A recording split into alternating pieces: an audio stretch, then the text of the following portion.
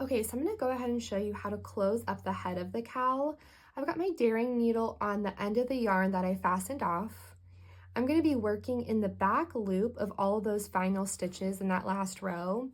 And I'm gonna be going from one to the next, around in a circle until the entire space is closed.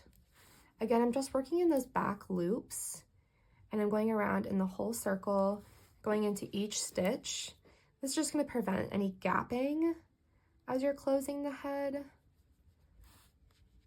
It usually takes about 3 rounds or so to get that completely closed in the design that you're wanting. I'm just going to take this and push this back through the head as far as I can to help prevent any unraveling and get this cut. Okay, and once the head is closed up, it should look like this at this stage.